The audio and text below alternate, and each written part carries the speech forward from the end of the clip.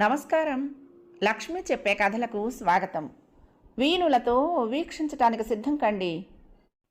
ప్రియ సఖులు, ఇప్పుడు మనం ప్రముఖ రచయిత్రి శ్రీమతి సరస్వతి కరవది గారు రచించిన చుట్టాలు అనే ఒక చక్కటి కథను విందామండి.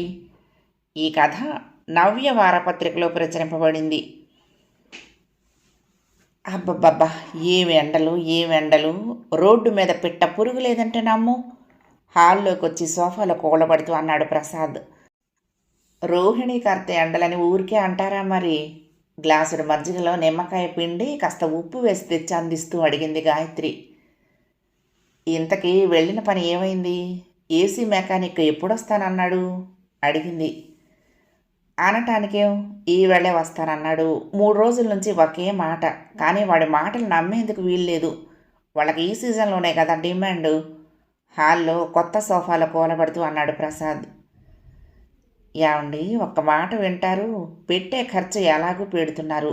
ఇంటికి సున్నాలు వేయించారు, కొత్త డైనింగ్ టేబుల్ కొన్నారు, ఇంకా అనేకం చేస్తున్నారు. ఈ ఒక్కదానిలో కక్కుర్తి ఎందుకు? 2వ పడక గదిలో వేసి పోయిన సంవత్సరం మీ చెల్లెలు వాళ్ళు వస్తున్నప్పుడు పెట్టించిందే. మన గదిలో ఉండనే ఉన్నదాయే. ఈ ఒక్క రూమ్లోనూ కొత్తదే పెట్టించేస్తే పోదు. మళ్ళీ వాళ్ళు వచ్చినప్పుడు ఏ రిపేర్ వస్తే మర్యాదగా ఉండదు అంది. భార్య మాట విని ఆలోచనలో పడ్డాడు ప్రసాద్.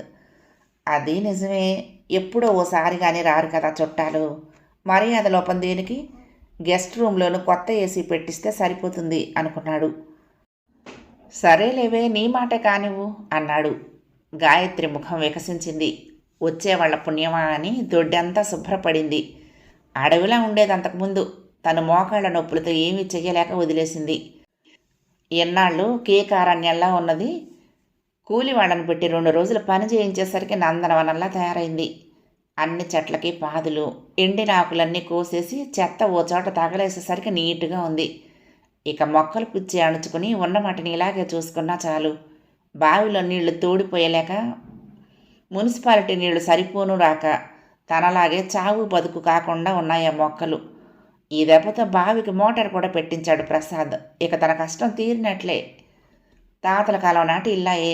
బాగు చేయటం తలపెట్టిన దగ్గర నుంచి పూర్తి చేయటం తలకు మించిన భారమే అవుతోంది. అన్నీ మరమ్మతులే.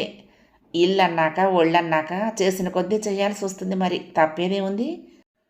అటు పల్లె ఇటు పట్నం కానీ ఈ ఊరిలో సొంత ఇల్లన్న మమకారంతో 1000 గజాల ఈ ఇంట్లో ఉంటూ పక్క ఊరిలో ఉద్యోగం చేస్తున్నాడు ప్రసాద్. ఉద్యోగం చాలా మంచిది. ఇంచుమించు రిటైర్మెంట్కు దగ్గర పడ్డాడు. ఒక్కడే కొడుకు, అమెరికాలో ఉంటాడు. పెళ్లి చేసుకుని వెళ్ళాక ఒక్కసారి పెద్ద పిల్లవాడు పసిపిల్లవాడుగా ఉండగా వచ్చి వెళ్ళాడు. తమ ఇల్లు తన వంటలు కోడల్ని మెప్పించలేకపోయాయి. 10 ఏళ్ళయింది. తర్వాత ఎన్నిసార్లు పిలిచినా మీరే వచ్చి వెళ్ళండి అంటాడే కానీ రాడే. కుదరకపోవటానికి కోటి వంకలు. సరేలేమ్మని ఒకసారి భార్యాభర్తలిద్దరూ 6 నెలలు ఉందామని వెళ్ళి 3 నెలల్లో వచ్చేశారు. అది 5 ఏళ్ల క్రితం 2వ మనవడు పుట్టినప్పుడు. అప్పుడే వాడికి 5 ఏళ్ళు వచ్చేశాయి. తను చూడకుండానే వాడు పెద్దయిపోతాడో ఏమో అన్న దిగులు గాయత్రిది. ఏదో ఫేస్ టైములు, స్కైపుల వలన పిల్లలకు బామ్మ తాతయ్య అంటే తెలుస్తుంది కానీ లేకపోతే పరిచయం చేయాల్సిన పరిస్థితి. ఇటీవల కాలంలో కొడుకు ఊసెత్తటమే మానేశాడు ప్రసాద్. ఆయనకు ఒక రకమైన విరక్తి వచ్చేసింది. భార్య బలవంతం మీద ఆమె బాధపడుతుంటే చూడలేక ఫోన్లో వాళ్ళని రమ్మని పిలవటం మాత్రం మానలేదు. చివరికి మనవలు, ముఖ్యంగా చిన్న మనవడు బామ్మను చూడాల్సిందే అని పట్టుపడుతున్నాడని వస్తున్నారు ఈనాటికి. కొడుకు చేయలేని పనిని మనవలు సాధించారు. ఏమే, మరి ఏసీ షాప్ దాకా వెళ్ళొస్తాను, ఇంట్లోకి ఏమైనా కావాలా అడిగాడు ప్రసాద్. ఏమీ అక్కర్లేదు కానీ ఈ ఎండలో ఇప్పుడు ఎందుకండి? అన్నం తిని కాసేపు విశ్రాంతి తీసుకుని తర్వాత వెళ్ళొచ్చు కదా అంది. ఎంతోసేపు కాదులేవే, ఒక అర్ధగంటలో వచ్చేస్తానులే. అప్పటికే లేచి పర్సు జేబులో పెట్టుకుని స్కూటర్ తాళాలు తీసుకున్నాడు ప్రసాద్. సరే మీ ఇష్టం అంది. ఆయనతో వాదన వలన నోటి నొప్పే తప్ప ఫలితం ఏమీ ఉండదన్నది ఆవిడకు అనుభవం చెప్పిన పాఠం.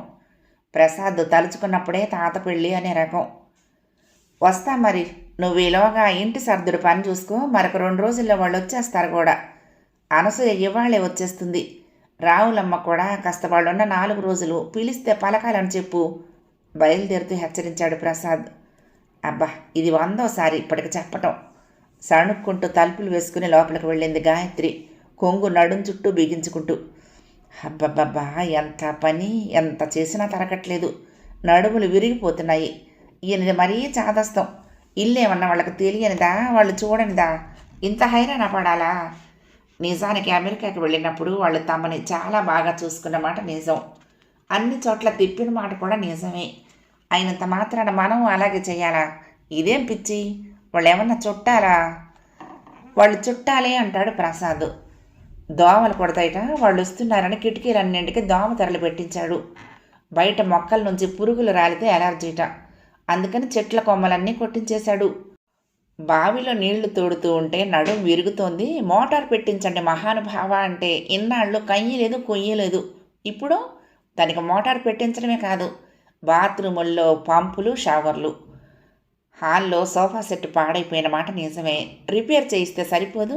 ఊహో, ఏకంగా కొత్తది కొనేశాడు. కొత్త దుప్పట్లు, దిండు గలీబులు. అసలు ఇంటి స్వరూపమే మార్చేశాడు. మాయాబజార్ సినిమా చూస్తున్నట్టు ఉంది. మొత్తం కరెంటు కనెక్షన్లన్నీ రిపేర్లు. ఒక్క మాటలో చెప్పాలంటే దగ్గర పడే ముహూర్తంతో పాటు పెళ్లి కూతురి ముస్తాబులా పెరిగిపోతున్నాయి ఇంటి వసతులు. ఈ వెర్రేమిటో మరి. పోతే పోయింది, కానీ ఈ సందర్భంగా చేసిన మార్పులతో ఇల్లు మటుకు ఇంద్రభవనంలా తయారైంది.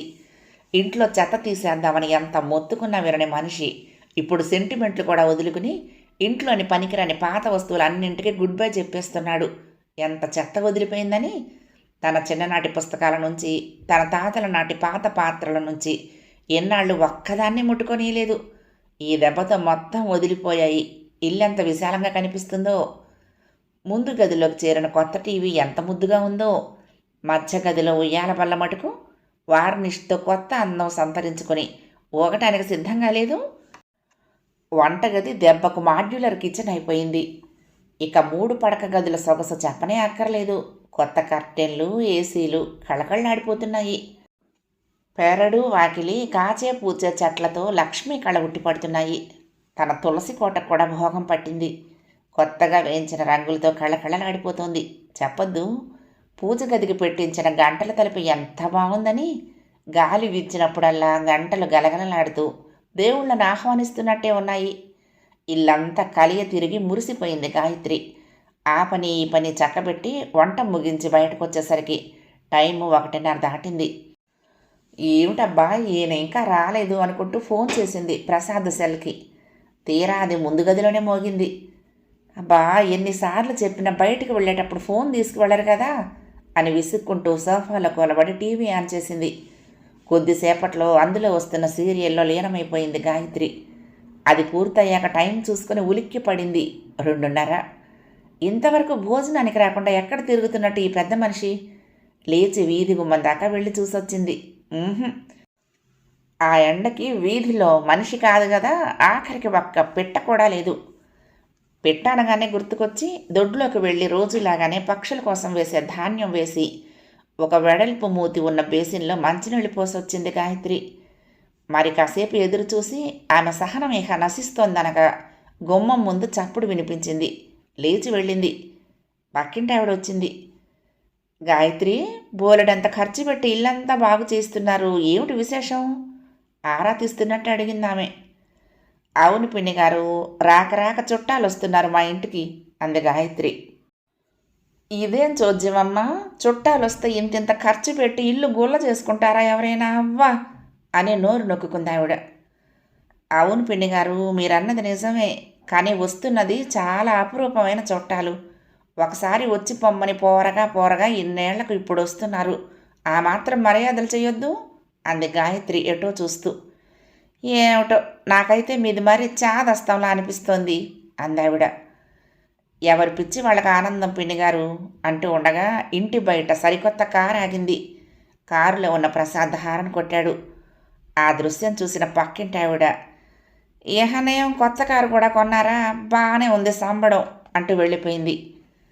గాయత్రి, ఎర్రనీళ్లు తీసుకురా, సాయంత్రం వెళ్ళి పూజ చేయిద్దాం ఆంజనేయ స్వామి గుడిలో నవ్వుతూ పురమాయించాడు ప్రసాద్ లోపలికి వస్తూ.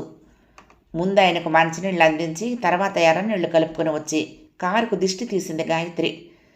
త్వరగా వడ్డించు గాయత్రి, ఆకలి దంచేస్తోంది ఆమె ప్రశ్నలను ఆమె గొంతులోనే నిలిపేస్తూ అన్నాడు ప్రసాద్.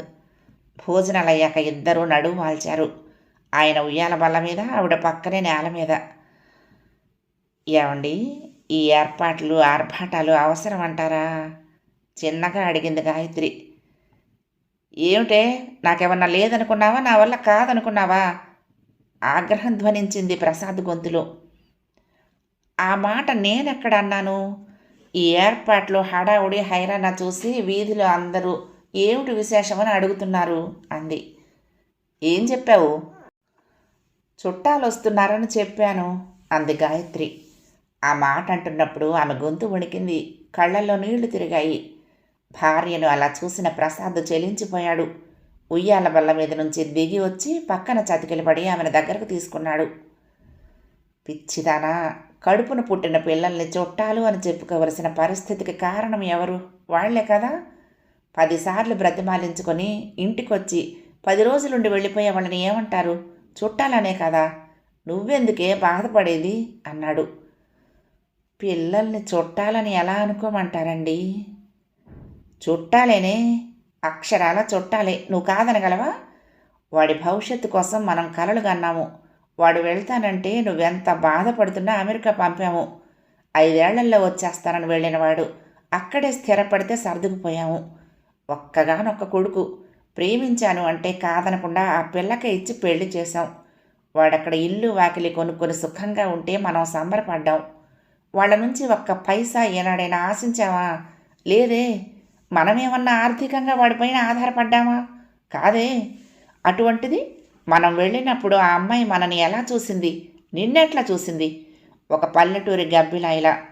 పోనీ నీ కొడుకన్నా ఆ అమ్మాయికి అది తప్పని చెప్పాడా? నీతో కూర్చుని ఆదరణగా ఒక మాట మాట్లాడా? గాయత్రి వెక్కిళ్లే సమాధానమయ్యాయి. అమెరికా వెళ్ళొచ్చు, ఉద్యోగం చేసుకోవచ్చు, సంపాదించుకోవచ్చు. కానీ అమ్మా నాన్నల మీద మమకారం తెంచుకోవాలా? నువ్వు ఇండియాకి రాలేకపోవచ్చు, కానీ ప్రేమగా ఆపేక్షగా అమ్మా నాన్నలు వచ్చినప్పుడు వాళ్ళని ఆదరిస్తే వాళ్లే నీకోసం ఆ వయసులో ప్రయాణాలు కష్టమైన అమెరికాకి రారా? లేక వచ్చేస్తారని, వచ్చి ఉండిపోతారని భయమా? పేలవంగా నవ్వాడు ప్రసాద్. ఇండియాకి రామ్మా అని నువ్వంటే నీ కోడలేమంది? ఒకసారి వచ్చి చూశానుగా. ఏముంది అక్కడ? ఈ వసతులు అక్కడ ఉన్నాయా? ఎటు చూసినా మనుషులు, మనుషుల కంటే ఎక్కువగా జంతువులు, దోమలు, పురుగులు. మనుషులు జంతువులు అక్కడ ఒక్కలాగానే బతుకుతారు అంటూ ఈసడించుకుందా లేదా? అప్పుడు నీ కొడుకేమన్నాడు గుర్తులేదా? మర్చిపోయావా? చెప్పనా? ఆవేశం పెరుగుతోంది ప్రసాద్లో. నువ్వన్నది నిజమే అవ్వచ్చు, కానీ అక్కడ మనకు చుట్టాలు ఉన్నారు, మనం అప్పుడప్పుడు వెళ్ళొస్తూ ఉండాలి అని అన్నాడా లేదా? చుట్టాలు అన్న మాటని ఒత్తి పలుకుతూ అన్నాడు ప్రసాద్. కన్న తల్లిదండ్రులను వాడు చుట్టాలు అన్నప్పుడు మనం వాళ్ళని చుట్టాలుగా చూస్తే తప్పే ఉంది. ఆ మాటకు కాదు నువ్వు బాధపడి ఈరోజు వరకు అమెరికా వెళ్దామా అంటే నాకు అక్కడ చుట్టాలు ఎవరూ లేరండి, నేను రాను అంటావు. విపరీతమైన ఆవేశానికి లోనయ్యాడు ప్రసాద్. ఊరుకోండి, మీకు మళ్ళీ బీపీ పెరిగాను. ఏదో మనసు కష్టపడి అన్నాను, కానీ అంత మాత్రాన వాడు నా కొడుకు కాకపోతాడా? నేను వాడి తల్లిని కాకపోతానా? వెక్కి వెక్కి ఏడ్చింది గాయత్రి. పిచ్చిదానా, నువ్వెందుకే బాధపడతావు? నీకు నేనున్నాను. నీ పాలు తాగి, నీ చేతి గోరు ముద్దలు తిని, నీ మొహం చూడని, నీకు గౌరవం ఇవ్వని, నీ ప్రేమను గుర్తించని నీ కన్న కొడుకు కంటే నువ్వు రోజు గుప్పుడు మెతుకులు పడేస్తే నీ చుట్టూ తిరిగే వీధి కుక్కని, నిన్ను చూడగానే గింజల కోసమే అయినా వచ్చి వాళ్ళ పిచ్చుకలని, నువ్వు పెంచినందుకు, నీరు పోసినందుకు కృతజ్ఞతతో నీకు పూలు పళ్ళు ఇచ్చే మొక్కల్ని నీ పిల్లలనుకోవే, మనశ్శాంతి ఉంటుంది. రాని ఆ చుట్టాలను. ఈ ప్రసాద్ మర్యాదలేమిటో, తాహతేమిటో చూపిస్తాను. కళ్ళు తిరిగిపోవాలి అంతే. మరో మాటకు తావివ్వకుండా అటు తిరిగి పడుకున్నాడు ప్రసాద్. ఆయన మనసులో ఎగిసే మంటలు ఆవిడికి కనపడవు. ఆ రోజు రానే వచ్చింది. ప్రసాద్ 3ంటికి అలారం పెట్టుకుని మరీ లేచి వెళ్ళాడు వాళ్ళని రిసీవ్ చేసుకుని తీసుకురావటానికి. దగ్గరలో ఉన్న ఎయిర్పోర్ట్ వాళ్లకు 6 గంటల దూరం. ప్రసాద్ కొత్త కారులో తెల్లవారుజామున వెళ్తూ గాయత్రిని హెచ్చరించాడు. గాయత్రి, వాళ్ళని తీసుకుని భోజనం వేళకి ఇంట్లో వంట అది పూర్తి చేయించి శుభ్రంగా తయారయ్యి విశ్రాంతిగా కూర్చో. నేను చెప్పింది గుర్తుందిగా? నువ్వు కడిగిన ముత్యంలా ఉండాలి అన్నాడు. అలాగేనండి. నేనేం చెప్పానో అవే చేయించు. నీ ఆవకాయ అప్పడాలు అటకెక్కించు. నేను ఎలా చెప్పానో అలాగే తయారవు. కారు రాగానే నువ్వేమీ పరిగెత్తుకుంటూ ఎదురు రానక్కర్లేదు, వచ్చిన చుట్టాలు ఎటు పోరు అన్నాడు చిన్నబుచ్చుకున్న ముఖంతో. సరేలేండి అంది గాయత్రి. 1 గంట ప్రాంతంలో కారు హారను బొయ్యమంటూ వినిపించింది. ఒక్క ఉదుటిని లేచి పరిగెత్తబోయిన గాయత్రి మనసును సంభాళించుకుని నిదానంగా లేస్తూ, అనసూయ వాళ్ళు వచ్చినట్లున్నారు, వెళ్ళి లగేజ్ తేవటంలో సహాయం చెయ్యి అంది. ఆ అమ్మాయి వెళ్ళాక చిన్నగా లేచి ముందు గుమ్మం దగ్గరకు నడిచింది. అప్పటికే భర్త ఆదేశించినట్లు శుభ్రంగా స్నానం చేసి మంచి చీర కట్టుకుని తయారై ఉందామే. కారులో నుంచి దిగిన మనవళ్ళు హాయ్ గ్రాండ్ మా హౌ ఆర్ యూ అంటూ ఆమె దగ్గరికి ఒక్క పరుగున వచ్చి కౌగిలించుకున్నారు. వాళ్లను దగ్గరకు తీసుకుని ఒక్క క్షణం అనిర్వచనీయమైన ఆనందం అనుభవించింది గాయత్రి. ఆమెనే గమనిస్తున్న ప్రసాద్ కళ్ళల్లో నీళ్లు తిరిగాయి. అమ్మా నీ మనవళ్ళేనా, మేము కూడా వచ్చాము, చూసావా అసలు దగ్గరకొచ్చి తల్లి భుజం మీద ఆప్యాయంగా చెయ్యి వేస్తూ అన్నాడు శ్రీధర్. శ్రీధర్ని దగ్గరగా హత్తుకోవాలనే తన కోరికను అణుచుకుంటూ, చూసాలేరా ఇంతకీ మీరెట్లా ఉన్నారు అడిగింది కొడుకు తలను ఆప్యాయంగా రాస్తూ. యా ఫైన్ భుజాలెగరిస్తూ అన్నాడు శ్రీధర్. శ్రీజ అని భార్యను పిలుస్తూ. చాలా రోజులైంది అత్తయ్య, హౌ ఆర్ యూ అంది శ్రీజ ముందుకు వస్తూ. బాగున్నానమ్మా, రండి రండి అంటూ కోడల్ని ఒకసారి ఆదరంగా దగ్గరకు తీసుకుని వదిలేసి లోపలికి దారి తీసింది గాయత్రి. ఆమె తయారైన తీరు, ప్రవర్తనలోని మార్పులను తక్షణమే పసిగట్టింది శ్రీజలోని ఆడమనసు. ఆమె వెనకాలే లోపలికి అడుగుపెట్టింది శ్రీజ. పిల్లలు గలగలా మాట్లాడుతున్నారు. వావ్ నానమ్మ, స్కైప్లో చూసినప్పుడు హాల్లో ఈ టీవీ లేదు, ఈ సోఫాస్ కూడా న్యూ కదా, అరే నైస్ కర్టన్స్, ఇల్లు ఎంత మారిపోయింది. అప్పుడే ఏం చూశారు, ఇంకా చాలా ఉంది. మీ బామ్మ మీకోసం మంత్రం వేసి ఇల్లంతా మార్చేసింది, పదండి ఒక్కోటి చూద్దాం. ప్రసాద్ నవ్వుతూ లోపలికి దారితీశాడు. బామ్మే ఆశ్చర్యపోయారు పిల్లలు. శ్రీధర్ మీ బెడ్రూమ్ ఇది, ఇది పిల్లల బెడ్రూమ్, నచ్చాయా? ఇందులో కలర్ కాంబినేషన్స్ అన్నీ మీ అమ్మే అచ్చం అమెరికాలో మీ ఇంట్లో లాంటివే సెలెక్ట్ చేసి చేయించింది అన్నాడు ప్రసాద్. ఆ పచ్చి అబద్ధానికి నివ్వెరపోయింది గాయత్రి. అసలు ఇవన్నీ మార్చేటప్పుడు తనని ఒక్క మాట కూడా అడగలేదు ప్రసాద్. పోయినసారి మీరు కింద కూర్చొని తినలేకపోయారని ఇదిగో కొత్త డైనింగ్ టేబుల్. అప్పటికి పసివాళ్ళైన పిల్లలకు దోమలు కుట్టి దద్దులు వచ్చాయనే కదా సిటీలో ఉన్న మీ అత్తగారింటికి వెళ్ళిపోయారు. ఈసారి ఆ ఇబ్బంది ఉండొద్దని అన్ని తలుపులకి కిటికీలకు నెట్లు పెట్టించేశారా? ఎలా ఉన్నాయి, ఓకే కదా? శ్రీకర్ సంభ్రమానికి లోనే చూస్తున్నాడు అవన్నీ. ఆ ఇల్లు తాను పుట్టి పెరిగిన ఇల్లేనా అని అనుమానం వస్తోంది అతనికి. శ్రీజ, పోయినసారి వంటగదిలో పిల్లలకి పాలు కలుపుకునేందుకు మీకు టీ పెట్టుకునేందుకు ఇబ్బంది పడ్డావు కదా, అందుకని ఈసారి నీ కిచెన్లో ఉన్నలాంటి అన్ని ఫెసిలిటీస్తో దీన్ని మోడ్రన్గా మార్పించాను. బాత్రూంలో గీజర్స్ పెట్టించి షవర్స్ కూడా పెట్టించాను. ఫీల్ ఎట్ హోమ్ అన్నట్టు బట్టలు పనమ్మాయి ఉతికితే మీకు నచ్చలేదుగా పోయినసారి, అందుకని ఈసారి వాషింగ్ మెషిన్ కొనేశాను, ఫుల్లీ ఆటోమేటిక్, ఏమీ ఇబ్బంది ఉండదు. ఇవన్నీ మీ అత్తగారి సలహా మీదే చేయించాను. భోజనాలు అవ్వగానే మీ అలసట తీరేదాకా విశ్రాంతి తీసుకోండి, మిమ్మల్ని ఎవరూ డిస్టర్బ్ చేయరు, లేచాక మన ప్రోగ్రాం నిర్ణయించుకోవచ్చు అన్నాడు. ఈలోగా అనసూయ గ్లాసుల్లో ఫ్రూట్ జ్యూస్ తెచ్చి అందించింది అందరికీ. సోఫాలో రిలాక్స్ అయ్యి ఆ జ్యూస్ తాగారు అందరూ. గాయత్రి ఏమాత్రం హైరాణ పడకుండా విశ్రాంతిగా కూర్చుని ఉంది. Sir lunch ready, starters serve చేయమన్నారా మర్యాదగా అడిగింది అనసూయ. శ్రీజ ఆ ఏర్పాట్లన్నీ చూసిన ఆశ్చర్యం నుంచి కొంచెం కొంచెం తేరుకుంటూ నో ముందుగా స్నానం అంది. అత్తయ్య ఏ పని చేయకుండా అలా దర్జాగా కూర్చోవటం చూసి ఆశ్చర్యపోతోంది శ్రీజ. అమెరికా వచ్చినప్పుడు తన మొగుడికి తనకి పిల్లలకి అంటూ ఏదో ఒకటి పొద్దస్తమానం చేస్తూ హైరాణ పడుతూ చెమటోడుతూ ఉండేదనే కదా తను ఆవిడని సుఖపట్టం చేతకాని పల్లెటూరి గబ్బిలాయి అంది. మరి ఇప్పుడు చక్కగా తయారై కొంచెం కూడా హడావుడి పడకుండా ఇంత నాజుగ్గా ఎలా ఉందేమిటి ఈవిడ? అమెరికాలో ఆవిడ పడిన హైరాణకు అర్థం మాతృ మమకారం అని ఆ అమ్మాయి మనసుకు తెలియనే లేదు. సరే మేడం, మీ లగేజ్ అంతా మీ బెడ్రూమ్లోనే ఉంది, అన్ప్యాక్ చేసుకోవటానికి ఏమైనా సహాయం కావాలా అడిగింది అనసూయ.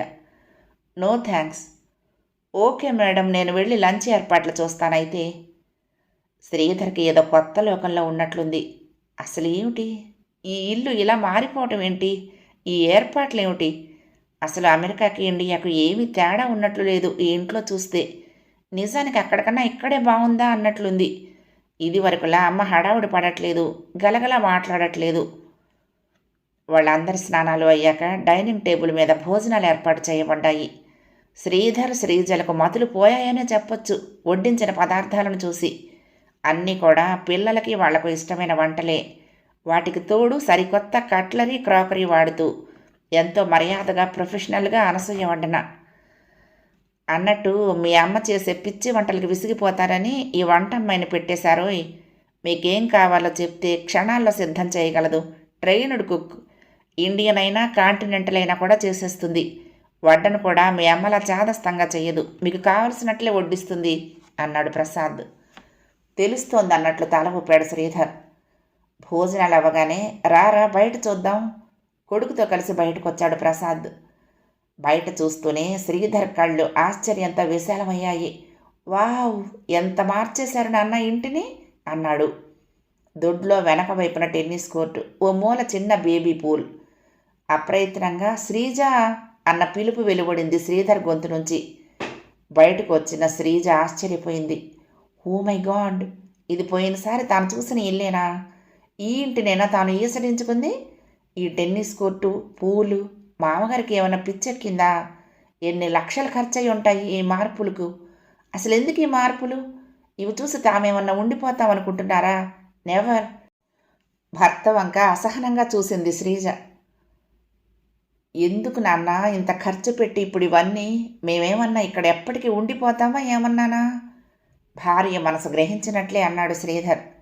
పెళ్ళిన నవ్వాడు ప్రసాద్. ఆ నవ్వులో ఆవేదన ఉన్నదో అనుభవమే ఉన్నదో బహుశా ఆయనకొక్కడికే తెలిసేమో. తెలుసులేవోయ్, మీరెప్పుడన్నా వచ్చి వెళ్ళే చుట్టాలేనని. మరి చుట్టాలకు మర్యాదలు చేయొద్దా? వాళ్ళకి ఏ ఇబ్బంది లేకుండా వసతులు కల్పించొద్దు?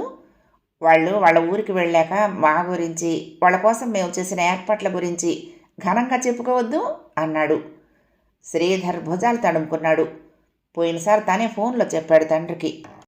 తన స్నేహితుడు రవి ఇండియా వచ్చినప్పుడు వాళ్ళ పేరెంట్స్ చేసిన ఏర్పాట్లు ఎక్సలెంట్గా ఉన్నాయని. యుఎస్ అంతా మారుమోగిపోయిందన్నావుగా. అయినా ఇవన్నీ కేవలం మీకోసమే కాదులే. ఎన్నాళ్ళు నీకు ఆస్తి దాచిద్దాము, మా తర్వాత అనుభవిస్తావు అనుకునేవాణ్ణి. ఇప్పుడు మేము కాస్త సుఖపడాలనుకున్నాంలే. ఆ మధ్య మన సంభాషణలో నువ్వు అన్నావు గుర్తుందా? ఇండియాలో ఆస్తులుంటే ఎంత న్యూసెన్సో నాన్న, మా ఫ్రెండ్స్ అందరం అదే అనుకుంటూ ఉంటాం. పేరెంట్స్ ఇచ్చే ఆస్తిని ఉంచుకునేందుకు దాని వాల్యూ కంటే ఎక్కువ ఖర్చు పెట్టాల్సి వస్తుంది అని. అయినా ఇక్కడ ప్రాపర్టీ వాల్యూతో పోలిస్తే వాళ్ళు ఎన్ని ఇచ్చినా పీనట్స్తో సమానం. ఏమి ఇవ్వకపోతేనే బెటర్, ఇండియా చుట్టూ తిరిగే బాధ ఉండదు అన్నావు అన్నాడు. శ్రీధర్ అపరాధభావంతో తలదించుకున్నాడు. అమెరికా సంపాదన పొగరది. అది విన్నాకే నాకు అనిపించిందిరా, నిజమే. మిమ్మల్ని చదివించి వృద్ధిలోకి తెచ్చి సంపాదించుకునే శక్తిని ఇచ్చాక ఇంకా ఆస్తి ఎందుకు ఇవ్వాలి? ఈ ఆస్తులవి ఎవరికి అవసరమో వాళ్ళకిస్తేనే కదా కష్టపడి సంపాదించినందుకు సార్థకత. ఉన్నన్నాళ్ళు మేము వాడుకున్న నా తదనంతరం నా యావదాస్తిని కూడా ఈ ఊరి పాఠశాల అభివృద్ధికి వినియోగించమని రాసేద్దామని నిర్ణయించుకున్నాను అన్నాడు. నివ్వెరపోయింది శ్రీజ. ఏమమ్మా శ్రీజ, ఉన్నన్నాళ్ళు జీవితాన్ని మేము కూడా హాయిగా అనుభవిద్దాం అనుకోవటంలో తప్పేమన్నా ఉందా? మీ అమెరికన్స్ పాలసీ అదే కదా అన్నాడు. శ్రీజ అవునో కాదో తెలియకుండా తల మాత్రం ఊపగలిగింది. అన్నట్లు తల్లి, మీ అత్తగారిని కూడా నీకోసం అల్ట్రా మోడర్న్గా మార్చేశా, చూసావా? ఆమెతో కలిసి తిరగొచ్చేమో ఆలోచించు. పిచ్చిది, చదివింది ఎంఏ అయినా సంప్రదాయంగా ఉండటమే ఫ్యాషన్ అనుకుంటుంది. 10 మంది నౌకర్లను పెట్టుకుని చేయించుకోగలిగే స్తోమత ఉన్న పల్లెటూరి బైతుల తన బిడ్డకు స్వయంగా వండి పెట్టడమే తృప్తినిస్తుంది అనుకుంటుంది. శ్రీజ నివ్వెరపోయింది. అన్నట్టు మంచి కారు ఒకటి కొని పడేశాను. ఈసారి నీకు ఇక్కడ స్టే చాలా స్మూత్గానే ఉంటుందిలే. ఎవరిని కారు అడగక్కర్లేదు. ఇప్పుడు ఇక్కడ కరెంటు కూడా 24 గంటలు ఉంటుంది. No power cut. సో ఎప్పుడు ఏసీ గదుల్లోనే ఉండొచ్చు. మన ఇంటికి కరెంటు పోయినా బ్యాకప్ ఉందిలే. శ్రీధర్ వంక తిరిగి అతని భుజం ఆపేక్షగా తడుతూ అన్నాడు ప్రసాద్. సరే పదండి, కాసేపు విశ్రాంతి తీసుకుంటే తర్వాత ఎటన్నా వెళ్ళొచ్చు. లోపలికి నడిచాడు ప్రసాద్.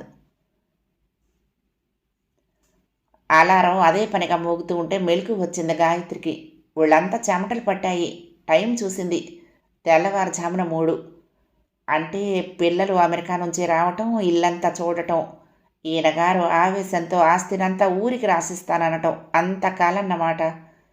నిన్న రాత్రి భర్త తనతో మాట్లాడిందంతా కల్లో వచ్చిందన్నమాట. నవ్వుకుంది గాయత్రి. ఈయనేమిటి ఎయిర్పోర్ట్కి వెళ్ళాలి అని 3ంటికి అలారం పెట్టుకుని మొద్దు నిద్రపోతున్నారు అనుకుంటూ వెళ్ళి భర్తను లేపింది. ఆయన కదల్లేదు. అలసిపోయినట్లు పడుకునే ఉన్నాడు. ఏదో అనుమానం తోచి అదిరే గుండెలతో డాక్టర్కి ఫోన్ చేసింది గాయత్రి. తెల్లవారింది. మధ్యాహ్నానికి వచ్చారు కొడుకు, కోడలు, మనుమలు. అప్పటి వరకు నిస్తేజంగా నిర్లిప్తంగా ఉన్న గాయత్రి భర్త శవాన్ని కుదుపుతూ, ఏమండి చుట్టాలు వచ్చారండి, లేవండి, వాళ్ళు వస్తారు, మర్యాదలు చెయ్యాలి అని అంతలా హైరాణ పడి ఇన్ని ఏర్పాట్లు చేసి తీరా వాళ్ళు వచ్చేసరికి నిద్రపోతున్నారు ఏమిటండి, లేవండి, చుట్టాలు వచ్చారండి, లేవండి, ఏమండి పిన్ని గారు ఈయన చూడండి, చుట్టాలు వస్తే లేవకుండా ఎలా మొద్దు నిద్రపోతున్నారో చూడండి. అన్నయ్య గారు మీరన్నా చెప్పండి ఈయనకి. ఇదిగో చుట్టాలు, రండి రండి, మీకోసం ఇల్లంతా ఇంద్రభవనంలా చేశారు, స్టార్ హోటల్లో ఉన్నట్లే ఉంటుంది, రండి. అనసూయ చుట్టాలు వచ్చారు, మంచినీళ్ళు తీసుకురా, ప్రయాణం చేసి అలసిపోయి ఉంటారు, త్వరగా భోజనం సిద్ధం చెయ్యి, చుట్టాలు రండి రండి. స్పృహలో ఉందో లేదో తెలియని స్థితిలో తన ధోరణిలో వచ్చిన చుట్టాలకు మర్యాదలు చేయటం మొదలుపెట్టింది గాయత్రి. కథ సమాప్తం.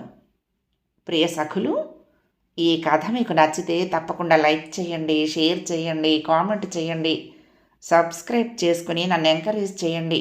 ఉంటానండి. ప్రేమతో లక్ష్మి, కృష్ణాతీరం దుర్గమ్మ సన్నిధానం.